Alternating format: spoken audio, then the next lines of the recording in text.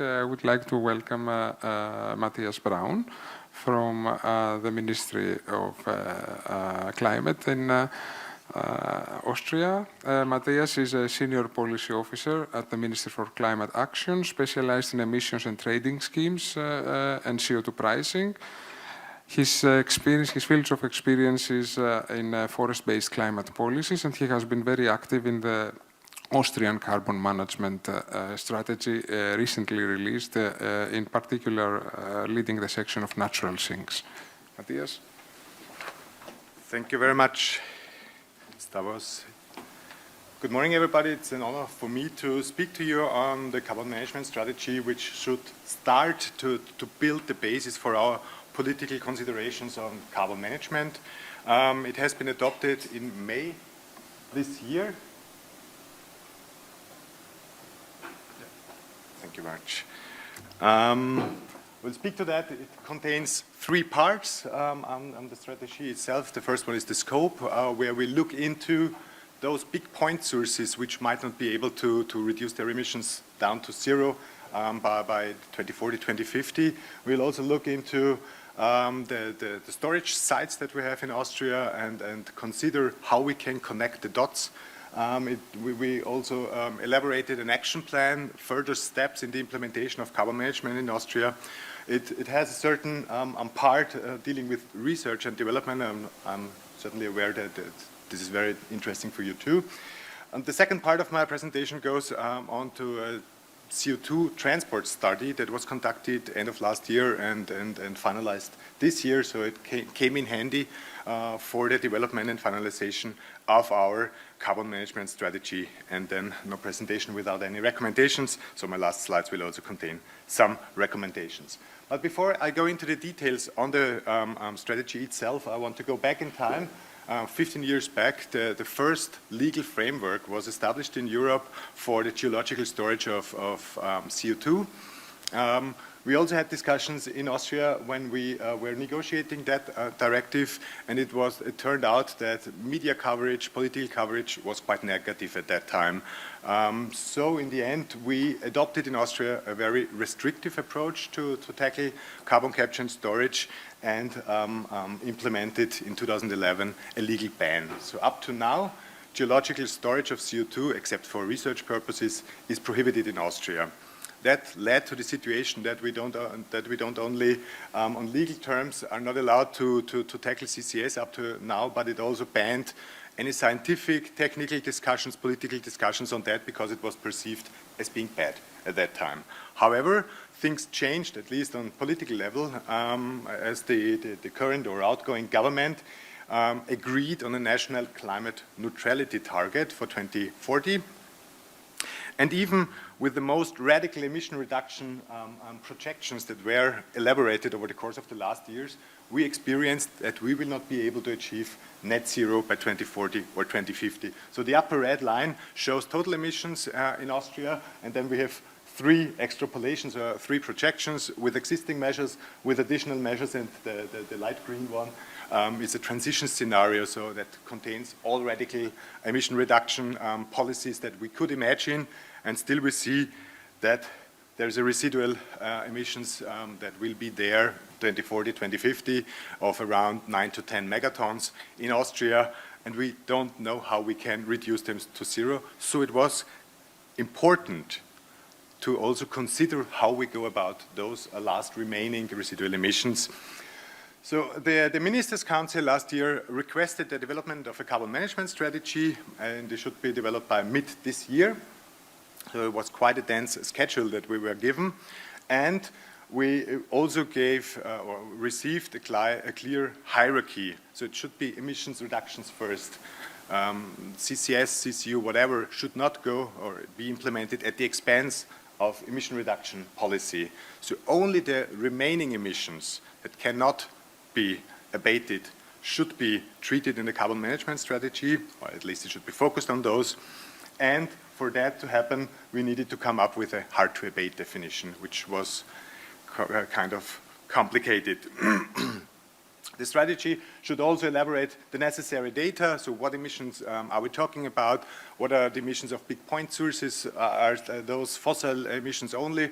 Do they also contain a certain amount of biomass emissions, which could be interesting for BECS, for negative emission policies on the one hand, but it should also look into costs. It was more a meta-analysis of what data was there out in the world that could be used to kind of consider how expensive it might get.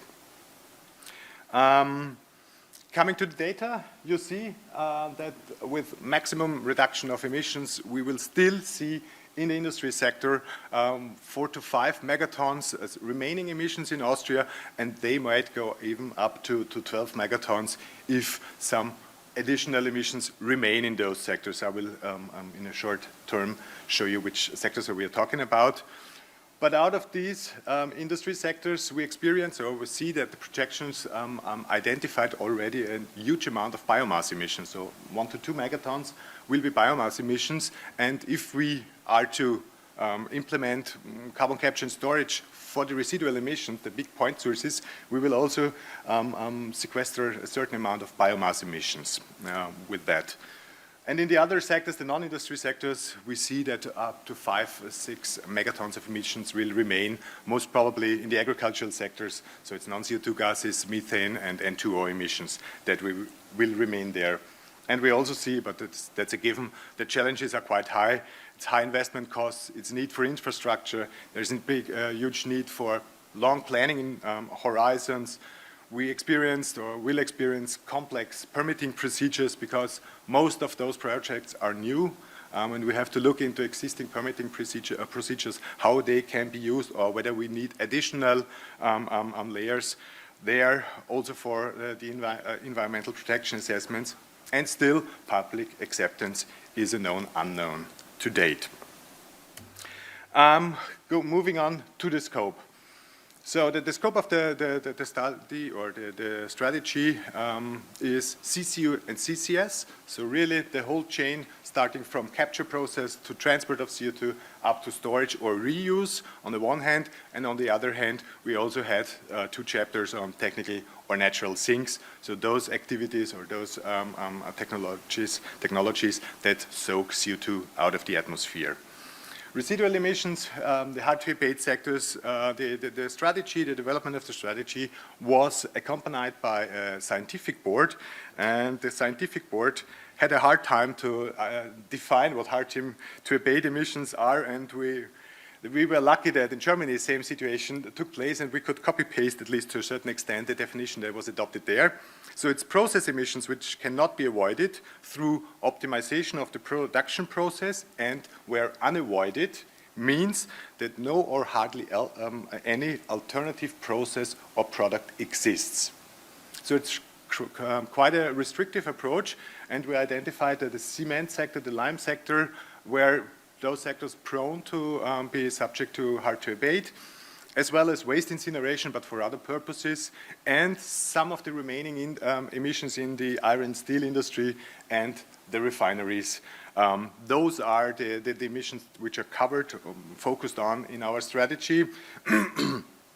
And as said before, the second part deals with negative emissions, because we know that there are some emissions, methane and N2O in particular, which cannot be reduced to zero. So to net those out in terms of our emissions balance, we need negative emissions technologies as well. The time frame is quite a short one. It looks into 2030, but also has an outlook beyond 2040 and so on. Going into the action plan right now, a major aspect of the action plan contains the legal framework. The first one is the need to repeal the current ban on CO2 storage. That's quite easy, but on the other hand, we need to implement the CCS directive in full right now. We didn't need to do that because we said it's anyways not allowed up to now, but now we have to implement all the different aspects of the CCS directive, and that might take some time. A second aspect, where we might look into it, is the pipeline-based CO2 transport. We are supposed to be evaluating soon the current legal framework for CO2 transport. We have some blueprints for natural gas transport, hydrogen transport, how permitting procedures run there, and we look into what we can use from those existing legal frameworks also for CO2-based transport. And the third one is the Net Zero Industry Act. There we have some reporting obligations as a member states, but also for the oil and gas drilling companies, such as provisioning of the GGS, CCS georeference data for the build-up of a union-wide database.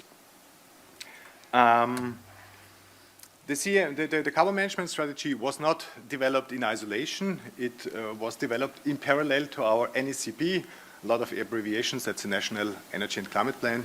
You might have seen that Austria was quite delayed in submitting that to the European Commission. However, it was submitted 2 months ago, and we introduced a sub-target for carbon capture and storage up to 2030 of 500,000 tons of CO2.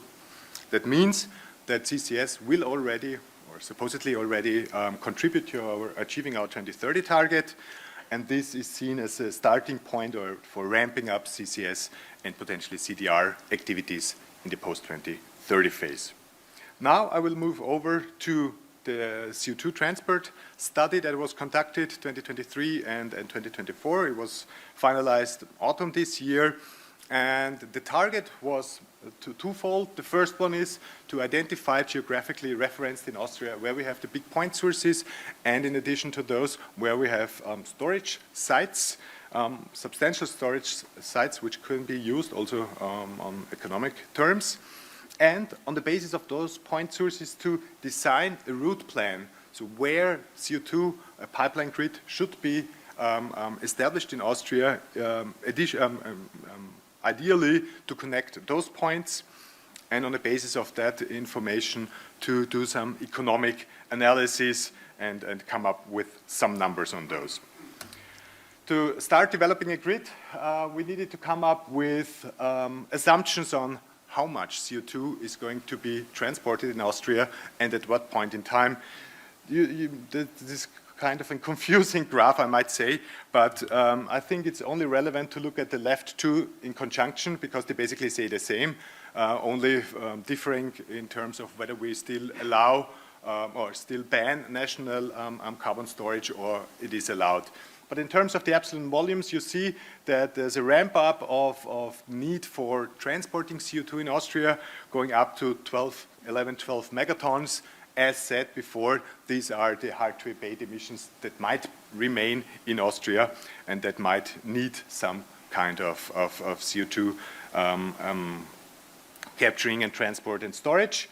And then, for sure, we also wanted to calculate a high emission scenario. So if you don't succeed in radical emission reductions and we remain more than 20 megatons to be sequestered and transported, then this also should be calculated and the need for the pipeline grid for that. Now moving over to the grid, I hope you can see it. We just displayed it for the sake of timing. We just display scenario 1. So it's a low emission scenario and domestic sequestration would be allowed. Then you see that basically 2 islands would develop in Austria. The first island is in Upper Austria, where we see a high density of high emitting point sources.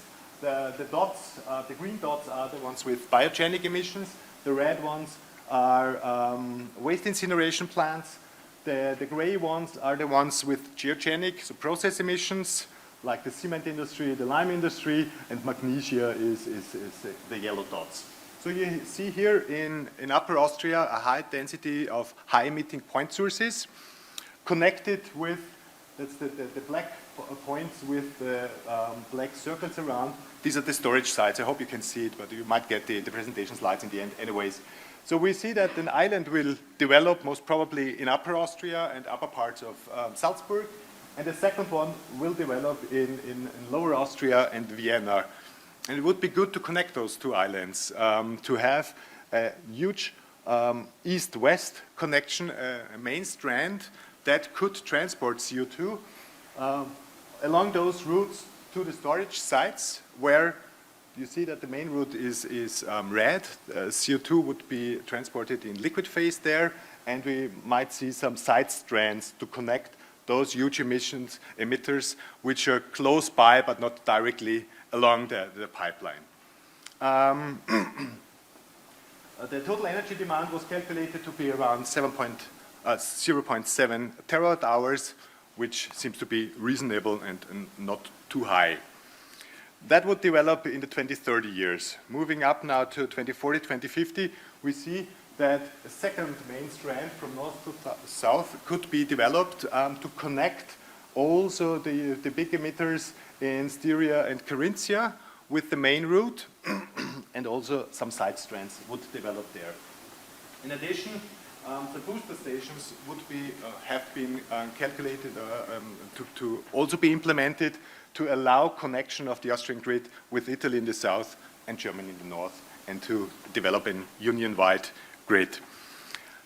Total energy demand would increase to 1.4 terawatt hours, which is around 5 petajoule, if I'm not mistaken. This is 0.5% of our total final energy demand currently. So that's kind of a reasonable and not too high energy demand, just for running the grid system. Now I move over to the costs for a CO2 transport. Again, the hard-to-abate sector or scenarios and the high-emission scenarios. And the two main factors that substantially impact the total costs is the one from the top, that's the electricity costs, which is quite clear and straightforward. If you double the volume of CO2 transported, you double the demand for electricity. And in addition, we also see that the need for booster station and compressors, those two layers, the dark red one and the orange one, that increases substantially, because also for sure the more CO2 you have to pump, the more electricity you need to run those pumps and the compressors. However, the maintenance costs, so the OPEX and CAPEX for just the pipelines, the lower two bands, they remain quite stable, because the total length of the grid wouldn't change regardless of whether it's 11 million tons or 22 million tons. It would remain the same.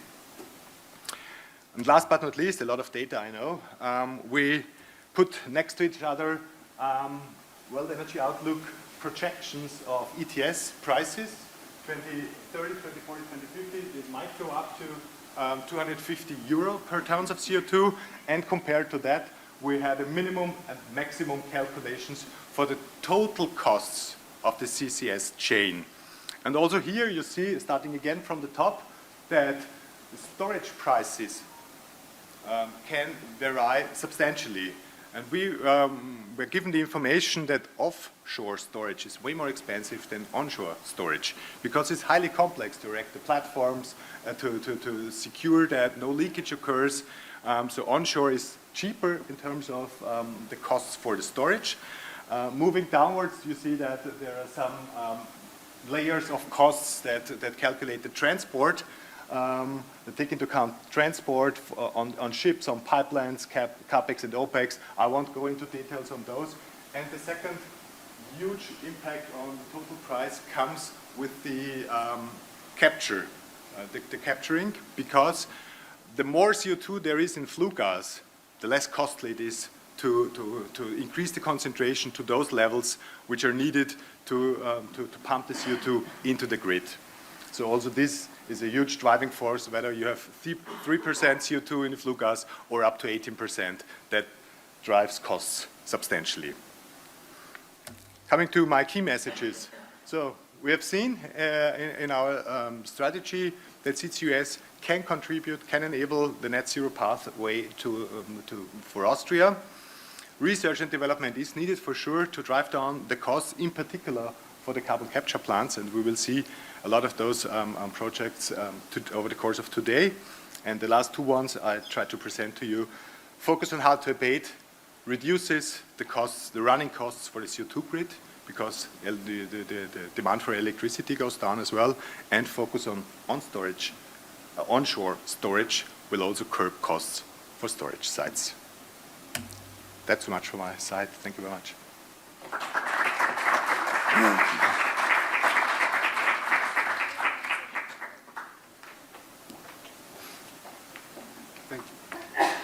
Thank you very much, Matthias.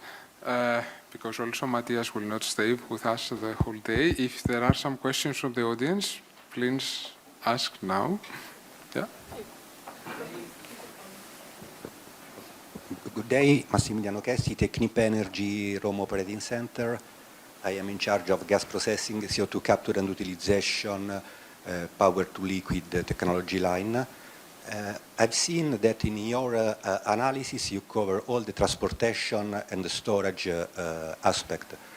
Have you covered in your study also the utilization, so the conversion of the CO2 in valuable product, which can help to reduce the cost of the transportation along pipeline and all of the production of a fuel, a methanol fuel, etc.? No, the data that I presented to you are just CCS data. So the only thing where we see not necessarily a conversion is the fluidization of CO2 in the main pipeline that has been assessed.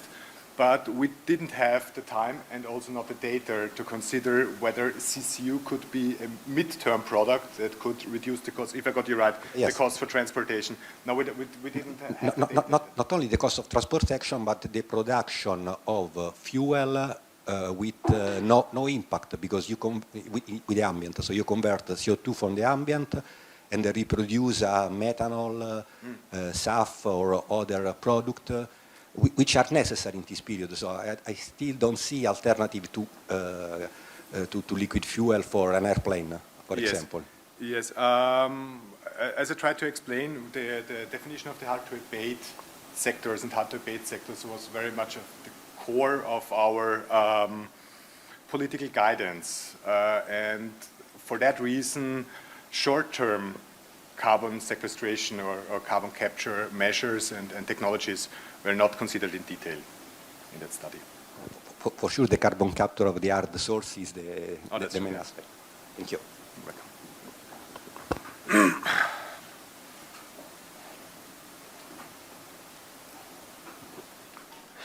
I have two questions. The first one being very quick. Is this published somewhere? Yes. Okay. So on our website. We can on the send website. the link Okay. to use that. Thanks. And the other question is, so is this like the whole strategy for Austria to handle the emissions problem, or did you also consider other aspects of carbon removal like biochar or natural sinks or something like this? Yes, I tried to focus on CCS and CCU because I thought it was at the core of today's workshop. But for sure, the natural sinks and technical sinks more on a meta level because we don't have a lot of data. It was also more collecting the information that there are on biochar, on ducts, and so on and so forth. You will see that in the strategy is quite a short chapter there, but the natural sinks, they are a substantial part of our national energy and climate plan anyways. And we just copied the summary of the NSCP on the land use sector into the strategy, more for the purpose of getting a full picture of what remaining emissions we have at hand and what sinks we might have to net out those, so we can't ignore forests for sure. Yeah. Thanks.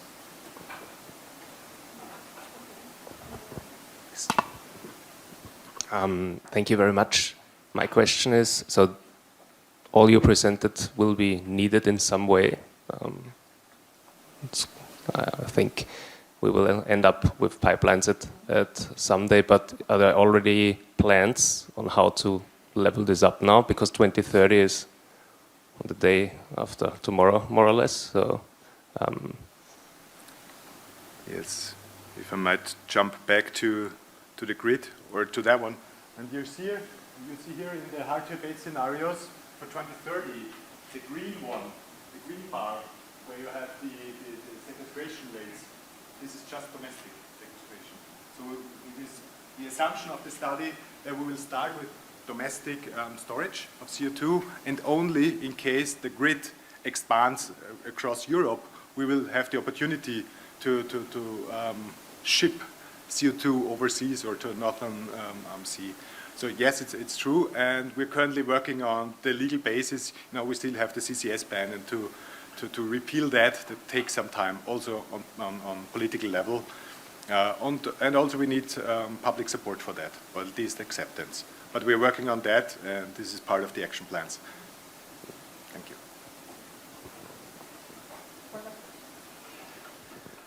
Hello, thank you. Thank you for the presentation. Just one question.